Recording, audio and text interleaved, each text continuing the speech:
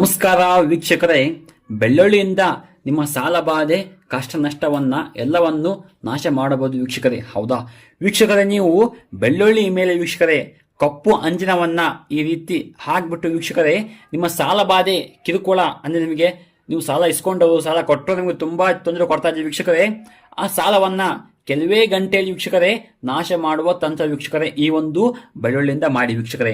ಹೌದಾ ವೀಕ್ಷಕರೇ, ಬೆಳ್ಳುಳ್ಳಿ ಮೇಲೆ ವೀಕ್ಷಕರೇ ನೀವು ಕಪ್ಪು ಅಂಜನವನ್ನ ಹಾಕ್ಬಿಟ್ಟು ವೀಕ್ಷಕರೇ, ಹೌದಾ ನೀವು ನಿಮ್ಮ ಮನೆ ದೇವರ ಮುಂದೆಗಡೆ ಕೂತ್ಕೊಂಡ್ಬಿಟ್ಟು, ಹೌದಾ ಮನೆ ದೇವರ ವೀಕ್ಷಕರೇ ಕುಂಕುಮವನ್ನ ಇದಕ್ಕೆ ಹಚ್ಚಿಬಿಟ್ಟು ವೀಕ್ಷಕರೇ, ಹೌದಾ ಹಚ್ಚಿಬಿಟ್ಟು ವೀಕ್ಷಕರೇ ನೀವು ಈ ಬೆಳ್ಳುಳ್ಳಿಯನ್ನ ನಿಮ್ಮ ಮನೆ ಮೇಲೆ ವೀಕ್ಷಕರೇ 3 ದಿನ ಇದಕ್ಕೆ ಇಟ್ಟುಬಿಟ್ಟು ವೀಕ್ಷಕರೇ ಸ್ವಲ್ಪ ನೀವು ಪ್ರತಿನಿತ್ಯ 3 ಬಾರಿ ಪೂಜೆ ಮಾಡಿ ಸಾಕು ವೀಕ್ಷಕರೇ.